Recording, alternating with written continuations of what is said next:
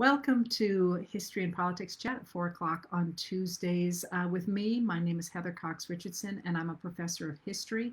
I do not speak for my employer when I do these talks.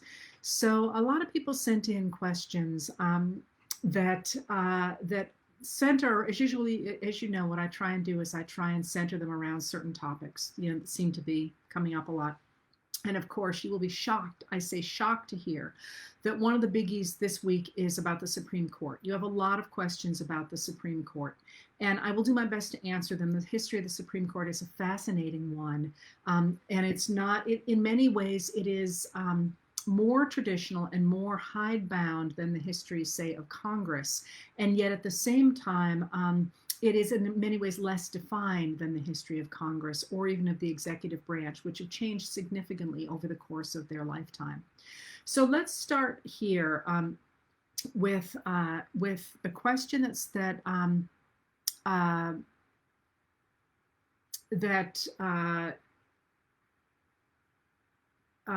people have asked, Steve Oliva, I'm sorry, asked to begin with. He said, it's my understanding that there are no requirements laid out in the Constitution for a Supreme Court nomination, not age, nationality, or even a law degree. Am I correct? And if so, should something be done about it? Well, yes, in fact, you are correct. But I think one of the reasons I wanted to start here is because you kind of have to get your mindset into the era in which they were writing the Constitution when you think about Supreme Court justices, and by the way, when you think about senators and congressmen. But let's start with, first of all, the idea that there are really no requirements for being a Supreme Court justice. Well, think about it. In the 1700s, there were really very few requirements for being a lawyer as well. You tended to read with somebody who might know the law, but there really wasn't a large body of laws at that point, and there was no sort of professional organization to put a stamp on somebody and say, yes, this person is a lawyer, and no, that person is not. You're going to get the professionalization of professions, people like lawyers and doctors, for example, largely in the late 19th century. There's a real movement toward professionalization then, although, of course, by then you're going to have a better sense of who the really good lawyers are to read with. But Abraham Lincoln doesn't go to law school. He studies with a lawyer, but generally what you would do is you would start to work in somebody's law shop, if you will, and learn about the law. So there's no requirements that you have to be a lawyer, first of all. And there's also no requirement that you're even in the law, and certainly that you're not, there's no other real requirements, because again, think of the time in which this was, the requirements were written. But let's think about that for a little bit. So one of the things that's really shocking about today's Supreme Court is that it only has judges on it. Until, I believe, Sandra Day O'Connor is the last one. Until Sandra Day O'Connor, it was kind of tradition to make sure that there was somebody who sat on the Supreme Court who had held elective office, because there was a sense that that would give you a better sense of what the people were thinking, that the Supreme Court was supposed to reflect the will of the people, not the way the House of Representatives does, but in such a way that it's not completely out of touch. And a great example of that, if you will, is somebody like William Howard Taft, who of course was president before he sat on the Supreme Court, and he loved to just sit in a room and think. He didn't really want to be out there with the people, and it was that was his goal in life, was to be on the Supreme Court, not to be president. That was a kind of a side gig. And the idea was you didn't want your justices to be divorced from the people, if you will. And with Sandra Day O'Connor stepping down, I believe she was the last member of the Supreme Court to have held elective office. And that's a bit of an issue, to be honest, that the current justices are somewhat divorced from the political system and from what the people really, where the people really are. And the Supreme Court, by the way, has never ever been apolitical. It was, I mean, it's a lovely thought, but it really has never been apolitical, because basically everything in our lives is political, and the Supreme Court is not different than that. But here's another question. The question is, if there's no limits to who can sit on the Supreme Court, Of course, they have to get onto the Supreme Court with the advice and consent of the Senate. So theoretically, that you can't just put, me on the Supreme Court. You'd actually have to have senators agree to it, which again, the idea was that the president was going to be working kind of as a body with Congress, and certainly with, as I say, the advice and consent of the Senate. It's not until we get Andrew Jackson insisting on a real separate role for the presidency as a representative of the people that we have the concept of a separate executive.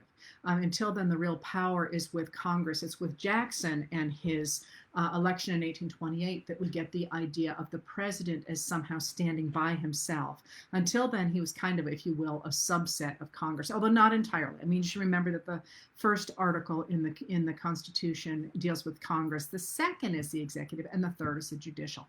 So we get these new rules for the president, but what's happening with the justices. One of the things that is really interesting about the Constitution and its discussion of justices is that it says that they shall hold their office during good behavior. That's never defined. I'm going to tell you a little bit more about that in a minute. But there is a not insignificant body of people in the judicial world who think that does not mean a lifetime appointment, that should in fact mean something different than that. So people have asked, where is there room to perhaps check an out of control Supreme Court? Maybe in that phrase, during good behavior. But I also want to point out that in the period in which the founders were writing the Constitution, and I keep saying this, but I think it's important, you have to remember that in order to be a judge, you had to be able to ride the circuit, and you had to be able to get to court, and that involved horseback riding. And that involved traveling long distances by boat or by carriage. And so being a judge or being a Congress critter, if you will, and let me remind you that I use that term lovingly, not insultingly, in honor of Molly Ivins, and in honor of the Congress people from the 19th century who feel like my family because I've studied them so long. That meant that it was a young man's game. I mean, you were not going to be riding the circuit at 87 years old. I mean, because you die, right? You get thrown by a horse and you're going to break.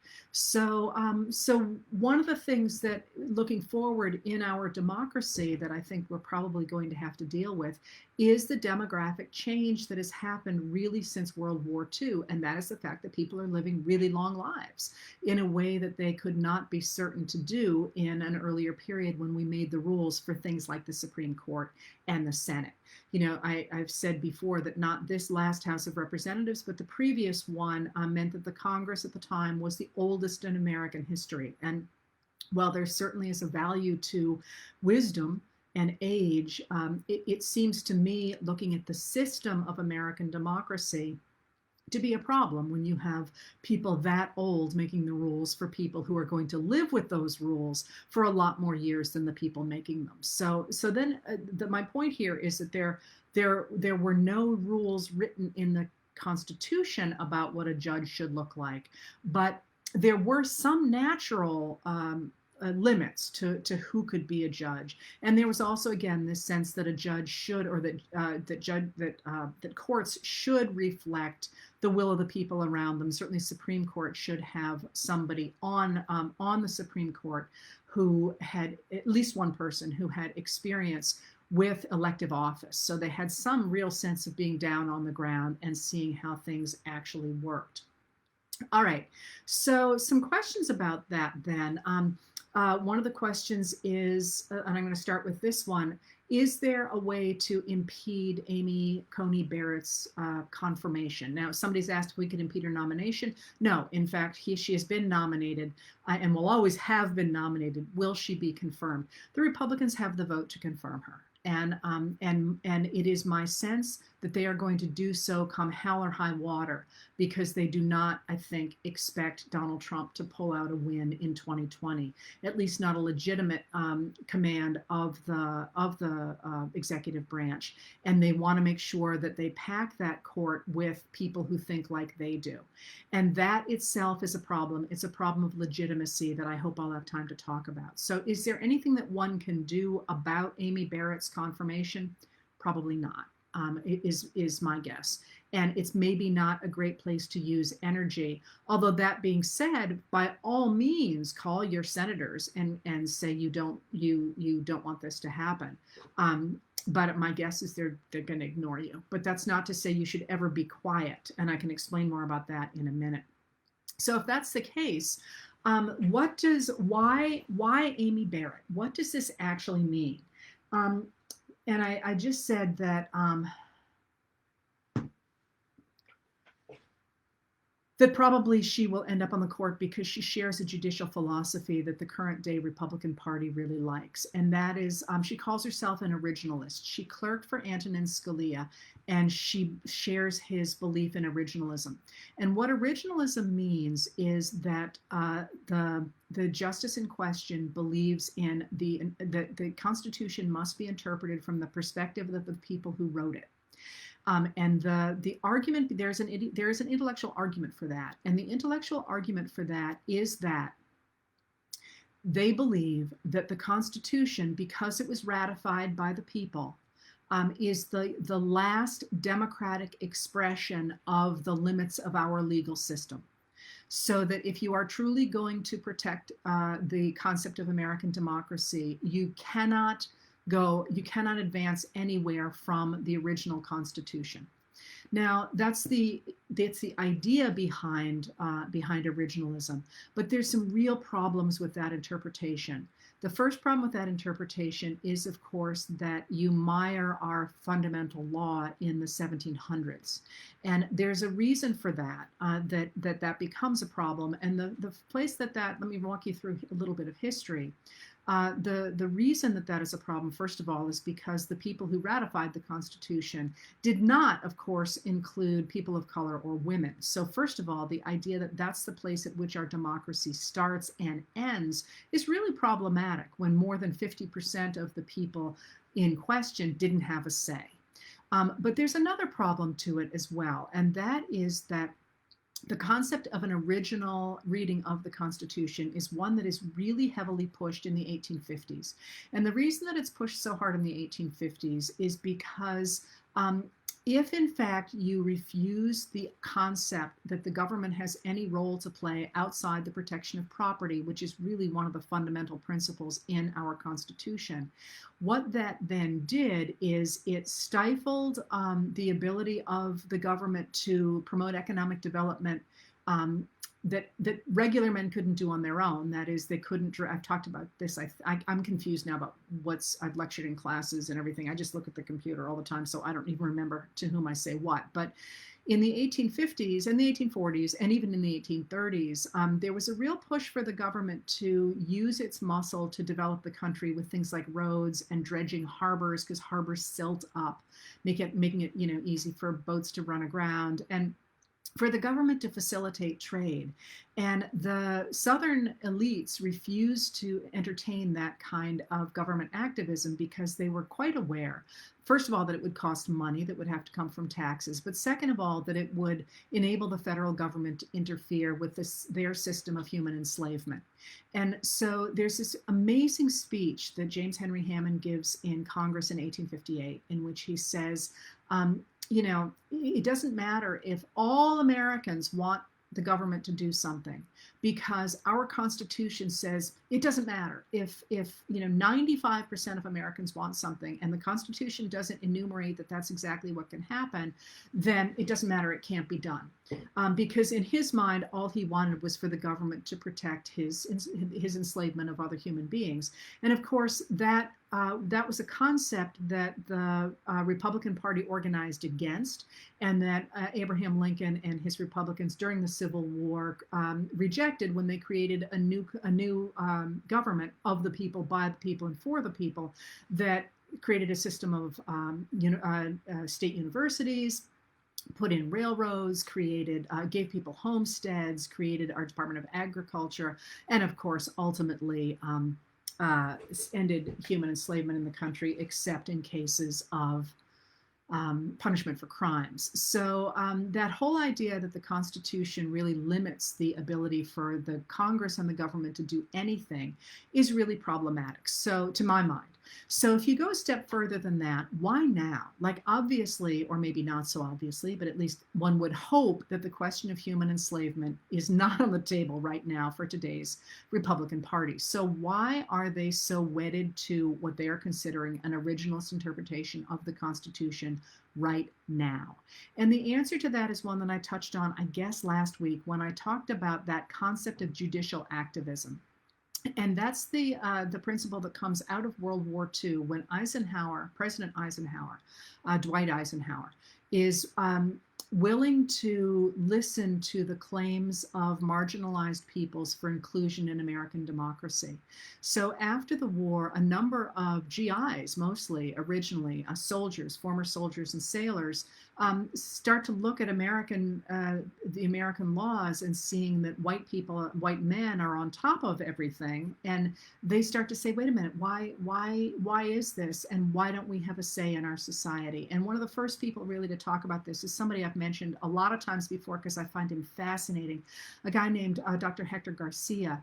And he initially begins to try and help out the braceros who've been coming from Mexico to work in the fields in America under the Bracero program. And that Bracero program is supposed to protect the migrant workers and give them decent wages and protect them. And he notices pretty quickly that the Braceros, in fact, are not being paid well.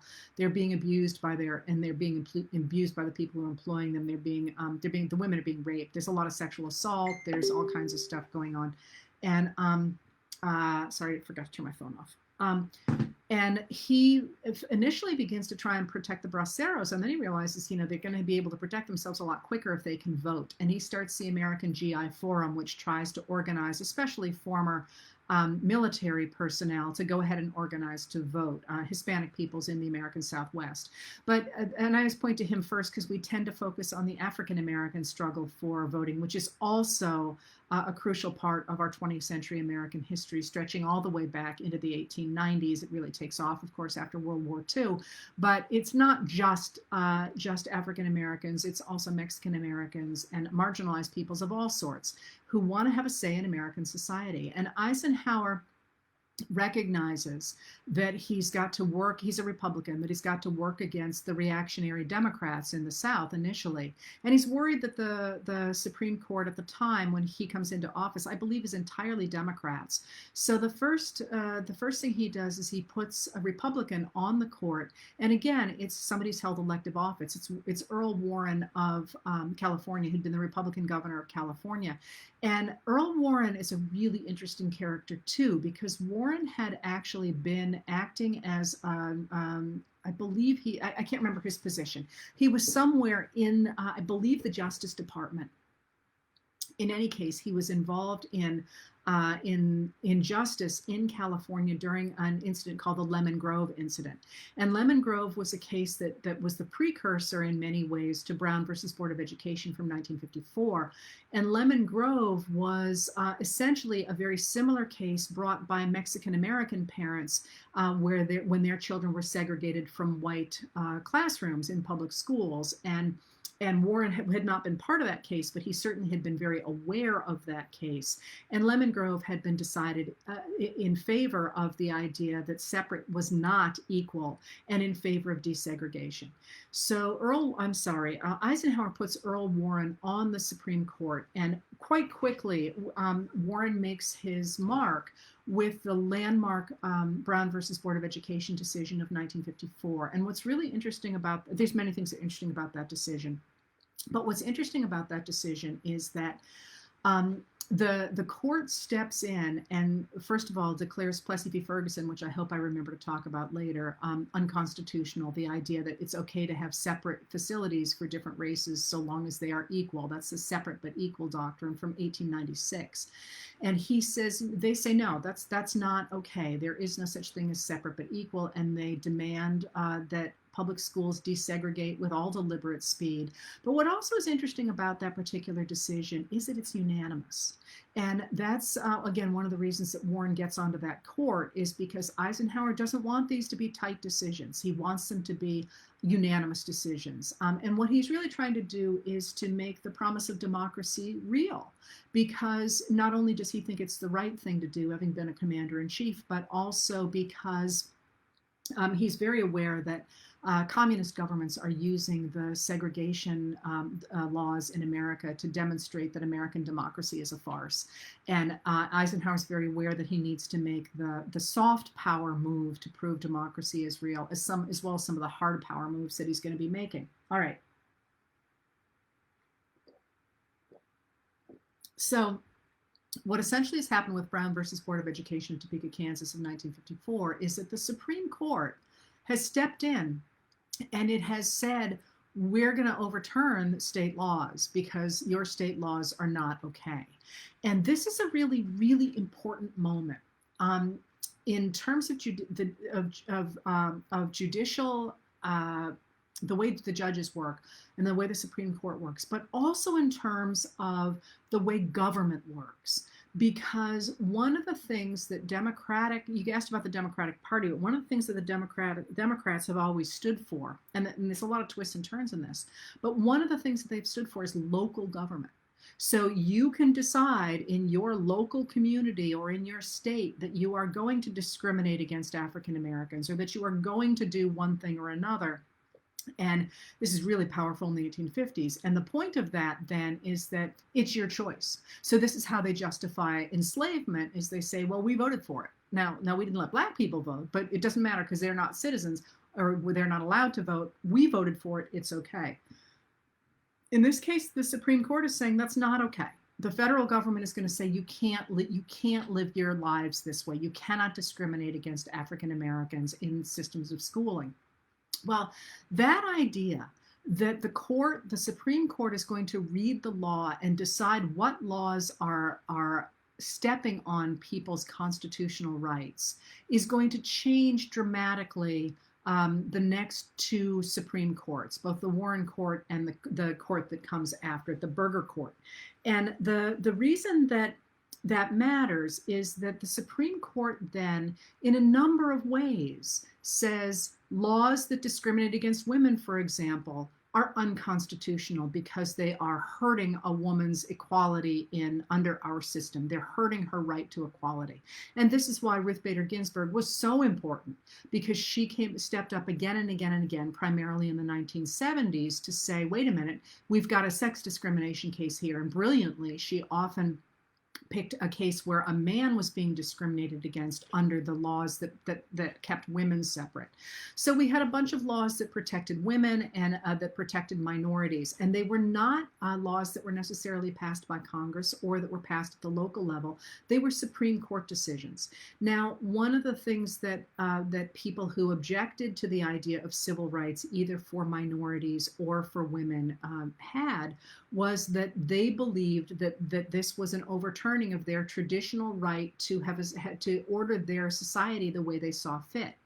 So what they began to say was that this was a case of legislating from the bench, you might have heard of, or judicial activism, both terms that are not used initially, but that begin to be used really pretty heavily during the Reagan administration in the 1980s. And one of the things that they point to, of course, and I've talked a lot about this, is Roe versus Wade from 1973, not the Warren Court, but the Burger Court, in which you had, I'm sorry, this is off the top of my head again, in which you had a Supreme Court judge, a Supreme Court Chief Justice who was appointed by Richard Nixon, being in charge of the court that decided that case. And the decision was written by a Republican. I mean, again, really interesting how the Republican Party has changed, because Roe versus Wade is a Republican decision, not a Democratic decision. It's a Republican decision. So, there's going to be a change in abortion. I've talked about that before in the abortion issue, but the idea here is that people who don't like the idea of leveling the playing field, if you will, turn against the idea that it can be done by justices who are reading the Constitution and saying, hey, look at the 14th Amendment here. It has protections in it for minorities, and eventually they spread that into racial minorities and also into sex and gendered minorities. And this is something that people who object to those things really, really, really don't like. The other thing they don't like is the Supreme Court's upholding of labor laws and the Supreme Court's upholding of business regulation. Also things that are not in that original Constitution, because who even imagined such a thing in those days? So so that idea that the Supreme Court is forcing integration, forcing women's rights, forcing non-traditional households onto American society is what has sparked this backlash of originalism and of the idea that you want to get rid of, as they say, judicial activists. And I've talked about before how this starts under Ronald Reagan, and his attorney general, a man named Edwin Meese, quite literally said, we're going to pack the courts, because this is the only way we can be certain that even if we don't have a legislative majority, we can make sure that our revolution is the one that stays in place. So this is why Barrett's originalism, how it fits in the larger picture, that idea of protecting the democracy inherent in the ratification of the Constitution is a lovely thought. It's certainly what Scalia said, but the reality is what it's saying is that we're going to make sure that the judges cannot change American society. So now there's a logical jump from there. And that logical jump is, well, fine, we'll just write laws that change things, right?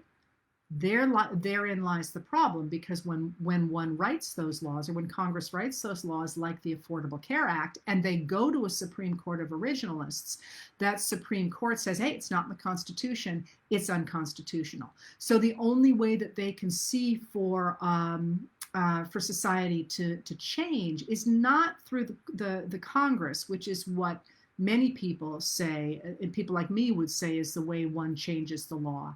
They say you actually have to go ahead and amend the Constitution.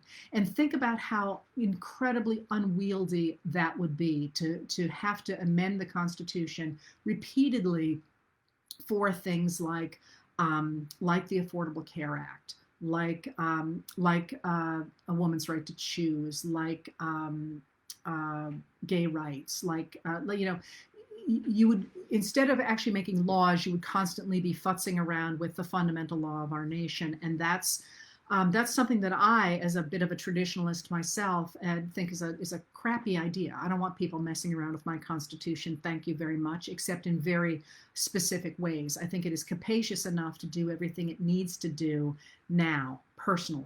All right, so that's why, that's who she is and what originalism means and why that matters. Now, you guys have asked about, I'm sorry, that was a question for Alicia Lynn. So now there's a bunch of questions about what is it going to mean if in fact she is confirmed and we have a 6-3, a court that is 6-3, nominated by people who didn't actually win a majority of the popular vote and who seem to be on the right. First of all, remember that each one of those justices is not a carbon copy of each other. So, Chief Justice Roberts, who is very much in favor of business rights. He is responsible for the Citizens United case, for example, that opened up dark money going into politics. He was also a deciding vote on the gutting of the Civil Rights Act. I mean, he's very much on board with this. He also does care about the legitimacy of the court, and the legitimacy of the court is in serious danger right now. It's in real trouble. And that, if I have time, I'll tell you about. It's happened twice before in the country, and there are ways that it healed itself. But so it's not at all clear that he's going to jump over the cliff with the other conservative members of the court. All right. So what happens if we in fact have this court that looks like this? There have been a lot of suggestions for what to do. And the reason for that, I want to be clear here. Many people are just mad because it's not their people on the court, which is fine. You can have your own opinion about that. You might not like people, whatever. to my mind, as somebody who studies the institution of American government, the institution of the American government, we have a crisis when we have bodies of our government that do not represent the majority of American people. In a democracy, that is a crisis of legitimacy. So if we in fact have a Supreme Court that is being where the majority of the justices have been nominated by people who did not win the majority of the popular vote, and they are being confirmed by senators who represent a strong minority of the American people. It's about 41%, I believe, of the Republican senators who will vote to confirm. We have a crisis of legitimacy. And that, to me, is a real problem, because in a democracy, your government needs to be legitimate or people aren't going to do what it says. The least of your problems, and it's a big problem indeed, is going to be the violence that's going to occur from that. A bigger problem is the inability to conduct foreign affairs, the inability to have any kind of standing domestically, and basically the government will collapse. And so I'm not saying that that's the only, I mean, that the Supreme Court illegitimacy will create that, but it could. So that's why I worry about it. And so that being the case, what does one do in a situation like this? People are talking about a number of solutions. One of the solutions, of course, is to add more people to the court. The number of justices has been changed 9 times in our history. The number we're at now started in 1869 under Ulysses S. Grant. But we certainly could change the number of Supreme Court justices. And we also could, as I say, change the meaning of what in good behavior means. Maybe we do want to go ahead and change the law so that Supreme Court justices change people have suggested different numbers, change every 15 years, change every 20 years. And by the way, they used to resign. There was a time when they resigned. They didn't, because, the idea was simply that you were there sort of in a bipartisan fashion and you would let the next guy take over, the next woman take over. We could demand that people that each president can appoint two Supreme Court justices. There's any number of ways that under the law, as opposed to amending the Constitution, we could change the makeup of the Supreme Court. It will be a fight because, but I think there's going to be a lot of fights because the minority of the American people have cemented their power in these undemocratic ways, and they're not going to give that up in a hurry. But even closer to home, I think, is another question. In addition to all the things one could do about the Supreme Court, what about impeachment? Now, people have said repeatedly, well, what about these Supreme Court justices? If it turns out that Trump was illegally elected or whatever, these aren't legitimate appointments. Personally, I disagree with that. I'm not a lawyer. But remember, Trump was elected by the Electoral College. So, it doesn't matter if he was voted in by frogs, as long as the Electoral College did it, that was the stamp of legitimacy. Now, I guess if you found that there was something untoward in the Electoral College, logically, then you have something else. But I don't believe anybody has made any suggestion that the Electoral College did not do what it intended to do. And as you know, those of you who listen to this, I have some real issues with the Electoral College. It does not act the way it was intended to act. Both Madison and Hamilton wanted to change the way that Jefferson had given us a winner-take-all system because they foresaw situations like this. Didn't happen. I do think the Electoral College is not going to be able to survive under the way it is because, again, it's promoting illegitimacy. We're getting presidents elected who do not have the backing of the popular vote. And I believe this is the first time in American history, 2020, where we have a candidate running who has nobody's making any pretense that Trump is going to win a majority of the popular vote. They're just saying he can game the system so he can win. Well, that's kind of not how we do it, frankly. But anyway, so what about, are all of the justices that Trump has nominated illegitimate because he might be illegitimate? I think not. Personally, I think not. I mean, again, I'm not a lawyer, but if the Electoral College says he's president, he's president. Now, that being said, if I were king of the universe here, or even the House Speaker, which I am not, I would, once I had a Democratic Senate, and this is why a Democratic Senate is so important, I would look at Brett Kavanaugh. Brett Kavanaugh's financial situation was never fully explained. And I think that probably he is in danger of legitimacy for his seat on that the fact that his finances were never examined, and there were some real funky things about those finances. So I would look into his finances, and I suspect you would find that that he might need to step down. Now, that being said, someone asked me, has anybody ever impeached a Supreme Court justice? Can they be impeached? Yes, they can. In fact, the first person that the first person who was impeached in American history was a guy named William Blount of Tennessee. It's a great story. My friend Michael was telling me about it. We were talking about it today. Michael S. Green, by the way, he says I'm allowed to use his name, and if anybody wants to follow baseball, the man is like a baseball god, and he knows everything about the Las Vegas mob too. Anyway, the House of Representatives impeached Blount. He was a senator because they said he was conspiring with Britain to take Spanish power, and the Senate told the House that they knew what they could do with it, and they refused to convict Blount, but then they did expel him. So that really went nowhere. But the next person to be impeached, they were still sort of taking out impeachment out for a spin, and that was a guy named John Pickering, and John Pickering had been appointed by Washington, and he was mentally sliding fast, possibly because of his alcoholism. And he was just doing crazy stuff from the bench, and people were writing letters back to Washington saying, not Washington himself, back to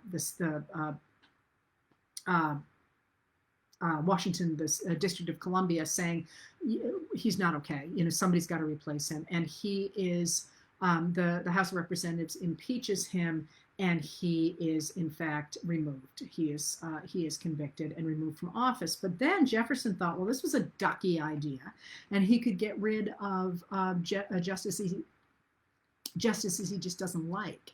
So he went after a guy named Samuel Chase, who was an associate justice of the Supreme Court, and Chase had actually signed the Declaration of Independence, and Jefferson went after him on partisan grounds, that he was acting as a Federalist and not as somebody who would support Jefferson's measures. And he was not convicted. And that was the moment at which the Senate made it pretty clear that you could not be removed from office, high office, based on your political leanings. So it has been done. But in America, theoretically, we don't impeach people on political opposition. And of course, the real exception to that is the impeachment of William Jefferson Clinton, Bill Clinton, because it was pretty clear that they were hunting for his head from the very beginning.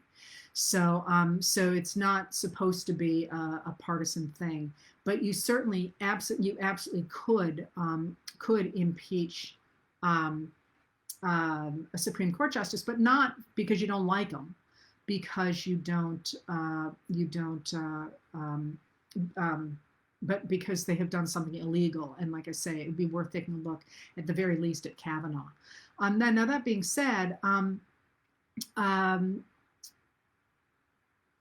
was going to go another direction with that.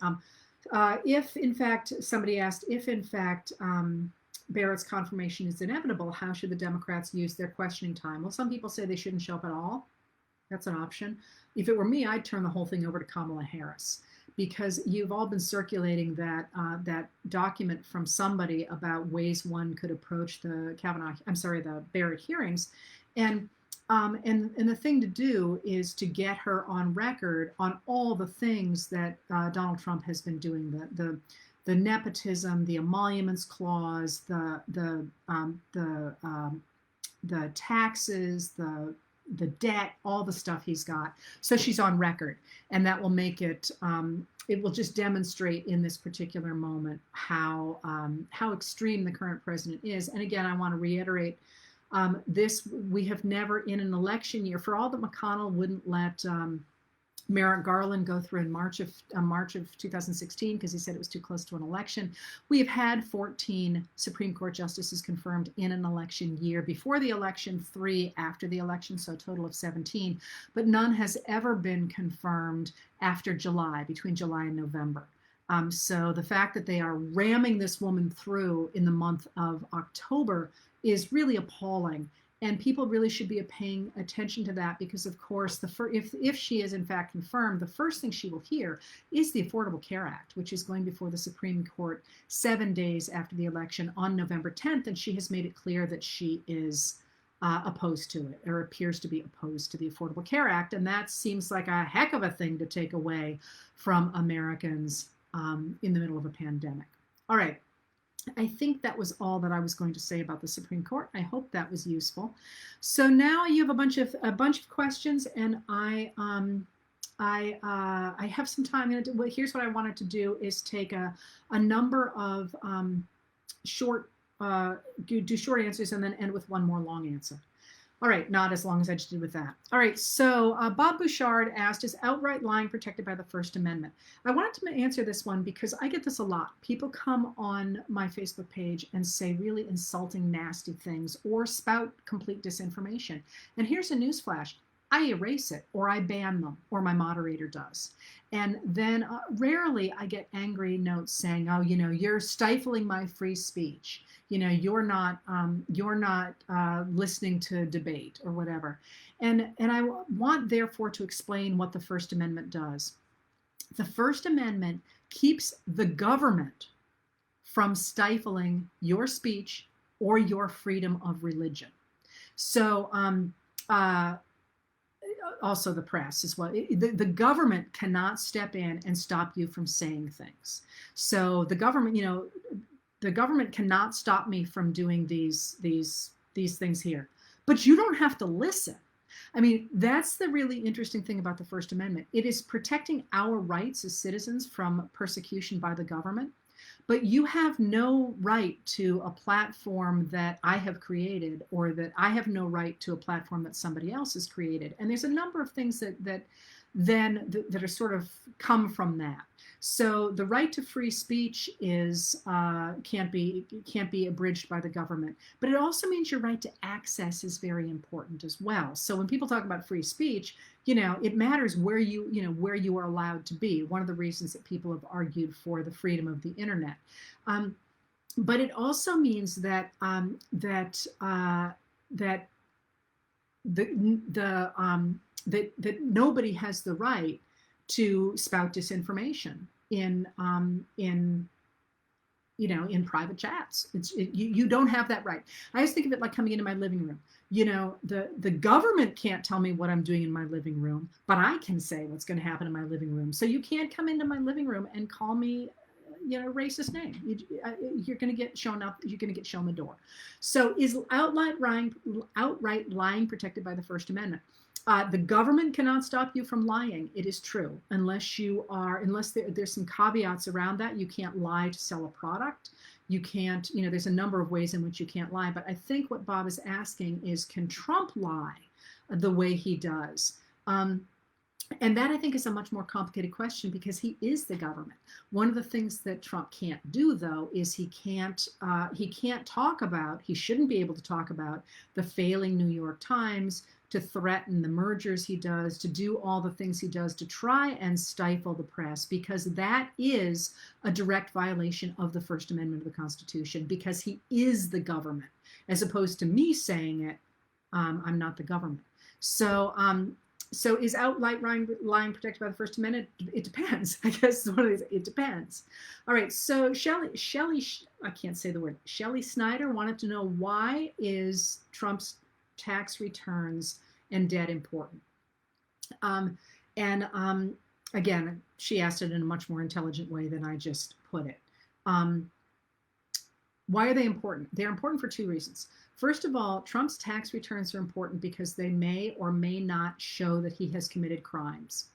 And if you're on Twitter, you know that there's some really smart tax people looking at the information we have, which is not the returns themselves. So there's two sets of documents here. There's one, the documents that the New York Times got, and which it is not releasing. It's not releasing its treasure trove of documents because it says that if one saw that, one would know who the sources were, and they're protecting their sources. But there's another set of documents for Trump's property in Scotland, Tunbury it's called.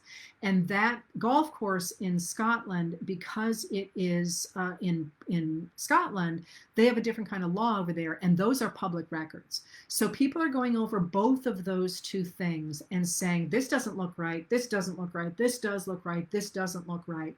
And they're looking for a number of things. They're looking for whether or not Trump committed tax fraud. So, for example, the fact that it appears he paid money to consultants, and he paid that same amount of money to Ivanka when she was working for him. That's a tax dodge. That's illegal, and they're both in trouble for that if that's what happened. I'm not going to say whether or not these things actually happened. I'm giving you the news as I understand it. I am not a lawyer, and I'm sure not a judge and a jury. I'm just laying it out here. So they're looking for things like tax fraud. They're looking for bank fraud. That's when you get a loan based on the fact you say your house is worth, $500 million, and your house is really worth, $150,000. You've lied to the bank to get them to do something for you. That's bank fraud. And then there's also tax fraud if I say my house is worth $5 million to the bank, or 50 million, whatever, to the bank. And then when I go to pay taxes on it, I say, oh, it's falling down. It's I actually took a loss on my house this year. It was worth 100,000 and I had to put 120,000 into it. I took a loss. That's also tax fraud. So they're looking at things like that. They're also looking at money laundering, because there's really funky things going on with the movement around the world of money, ill-gotten gains, especially since the fall of the Soviet Union. And that fall of the Soviet Union and the privatization of the government property from that gave rise, among other things, to a number of Russian oligarchs who are deeply involved in international crime, and you're not legally allowed to handle stolen money, right? Or drug money, or money from any of the many ways of committing crimes that I'm not good at thinking of. But one of the ways you do that is you move large sums of money through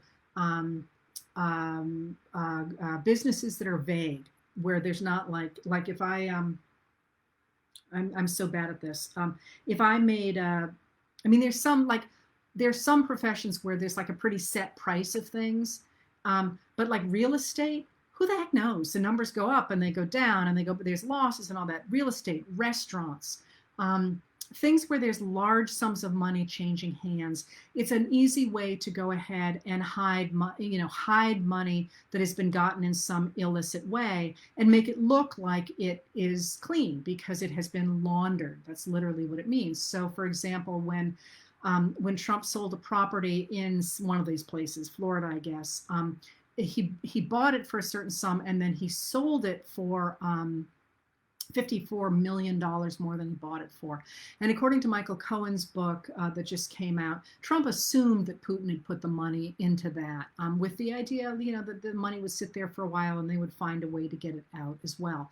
So they're also looking for money laundering. And there was a wonderful thread on Twitter this morning where somebody said, that Scotland golf course is simply bizarre because Trump continues to pour money into it, but nothing's happening there. And then he's got expenses that cost the same, but literally the property is not changing. So where is the money coming from and where is the money going? So they're looking for the evidence of criminal behavior. The other thing that they are looking for in Trump's financials is debt. And he carries a huge amount of debt. And that debt, which looks to me like 300,000, but the number that people are running around with is 421,000. And I'm not sure if that's the tax liability that's out there or not. I need to run the numbers again. But let's say it's between $300 and $420 million. The real issue for that is who owns it, because you can't get a security clearance if you have debts, because big debts. We all probably carry some debt, but because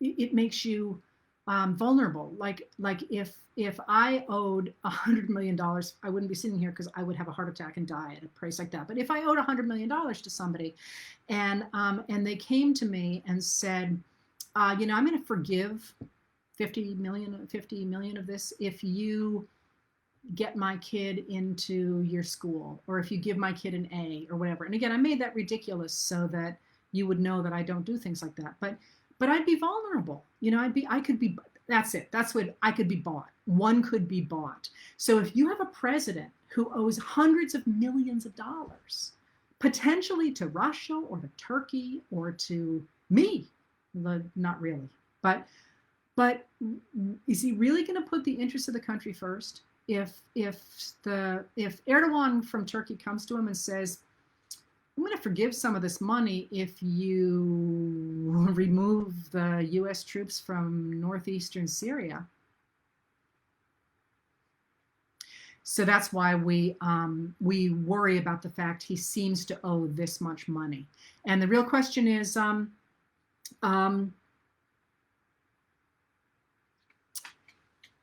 know, to whom does he owe it? Does he owe this kind of money? And if he does, to whom does he owe it? And is he actually acting for us, or is he acting for the people to whom he owes the money? That's why that's important. All right. Why can't we arrest a sitting president? Via Mars wants to know. The security risk question came from Kelly Kleinfelter O'Brien. Via Mars wants to know, why can't we arrest a sitting president who made that stupid rule, and why wouldn't massive tax evasion be a sound exemption? Okay, so it is not a law. It is not a judicial decision. It is a memo from the Office of the Legal Counsel in the Department of Justice. It was written in 1973, obviously during Watergate. And the argument was that a sitting president should not be indicted because fighting that indictment would take all the time that he needs to use to actually run the country. So you know, as many people have said, including a number of the judges who have been involved in Trump's issues lately, you know, this has never been tested. A lot of us think it's not a bad idea to go ahead and be able to indict a sitting president. But obviously, you also want to draw some fine lines, because you don't want a president who is being hounded constantly by political enemies so that they can basically harass him or her out of office. So obviously that was the argument there originally. I will say that one of the things that I think is really important, and to my mind, I won't use the word frightening, interesting, is that Trump's lawyers have consistently argued for his, the reason he doesn't have to turn over anything, the reason he has executive privilege over everything, the reason that he can, you know, do whatever he wants, is because they are arguing that you can't even investigate a sitting president, that you can't indict one, but you also can't investigate one. But the reason that that's interesting is because, of course, if he stops being a sitting president, what they are saying is then the gates are wide open. And pretty clearly, he does not want those gates wide open. So that's something to be a little bit concerned about. All right.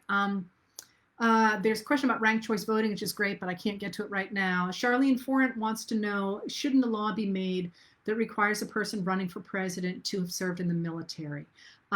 Because we have a draft dodger in place? Probably not, because the whole point of our system was that it was not a military government.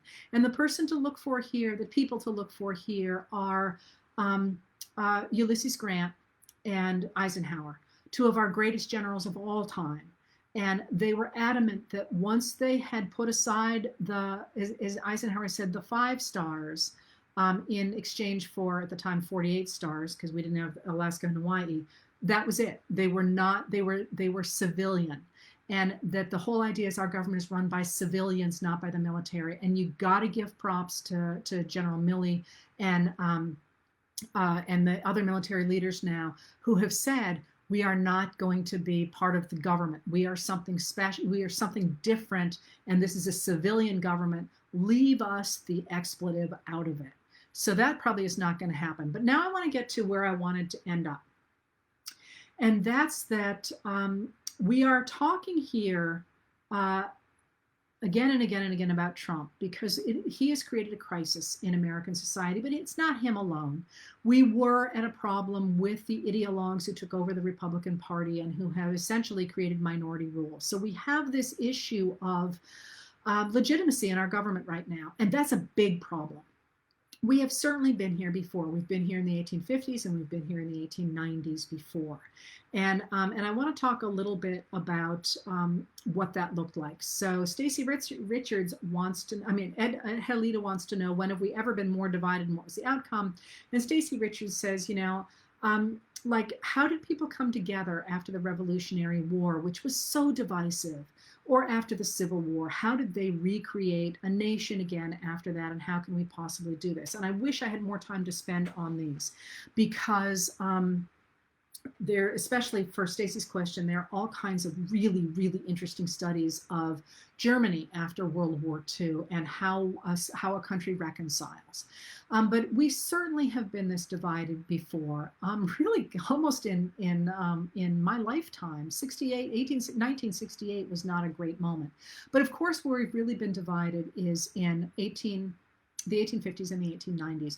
In both cases, we had a small minority of the country who took over the governmental system, including the Supreme Court, and proceeded to create a government, or to try to create a government that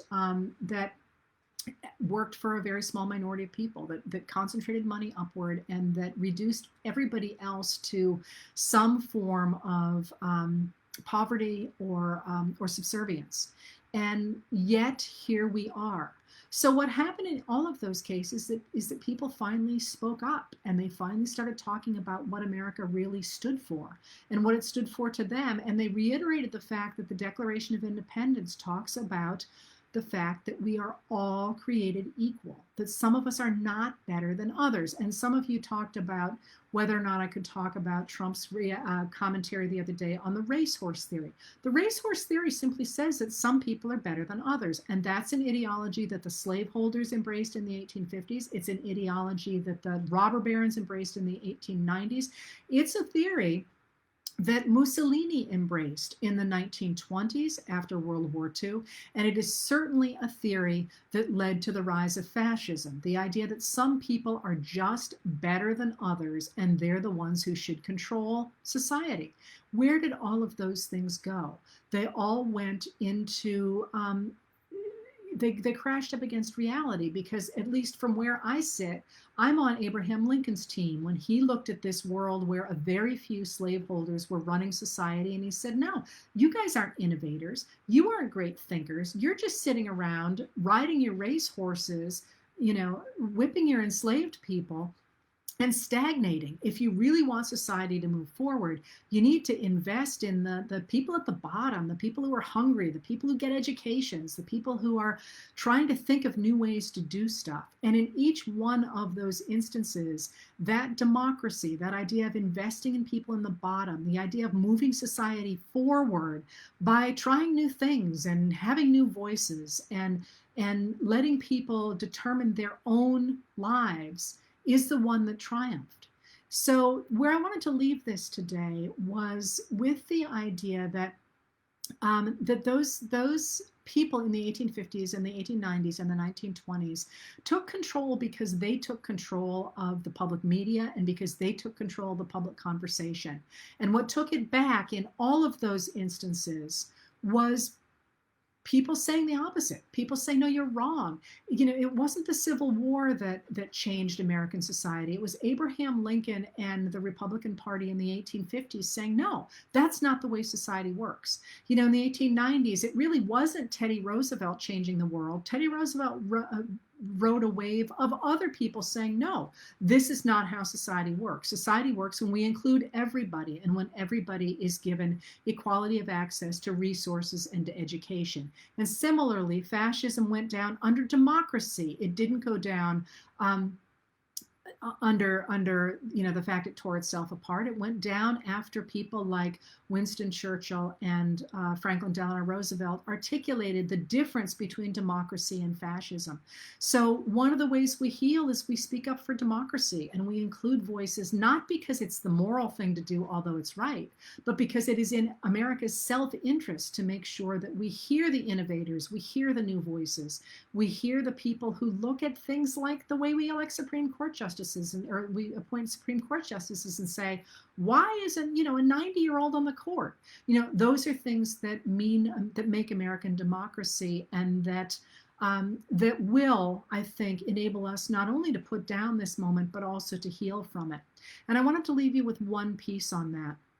We're focused on Trump because he is the symbol and the sort of out of control element of a minority taking over our democracy. And he has such blatant hallmarks of fascism about him. And he just is so many ways, he's almost like if you were making a cartoon character villain, it would be him. So he's easy to write about. And he retains his power because he is so present. You know, he explodes. You always have to see what he's doing, as opposed to somebody like Joe Biden, who you're pretty sure he's just going to be there. So people are focusing on Trump. And I would urge you not to let him run your life, that the way to deal with him is to move him off stage and for us to take back the conversation and say, I don't know, what do you think about how we should get Supreme Court justices? You know, Richardson thinks that they need to have an age limit because they used to ride horses, but you know, my grandmother's 85 and she's sharper than I was at 50. So maybe Richardson's wrong about that. And then I can come back and say, well, maybe we should make him ride a horse. I mean, I'm being a little bit flippant, but the idea here is not to focus so much on him, because that lets him control the way we think, but to focus on us and what we want the country to look like. And I'll tell you right up front, I think Abraham Lincoln gave us a great blueprint for that when he said, the way we move society forward is we develop a government that puts its resources into guaranteeing equality of access to resources, equality of access to opportunity, equality of access to education, and equality before the law for people at the bottom as well as at the middle and the top. And that's a position that I think will take us a long way to healing where we are right now. All right, that was Tuesday. Questions. I hope that was useful. My name is Heather Cox Richardson. I'm a professor of history, but I do not speak for my employer. And I don't know what we're going to do on Thursday. So let's drop me some suggestions in my DMs, my messages, if you have suggestions. Thanks for being here.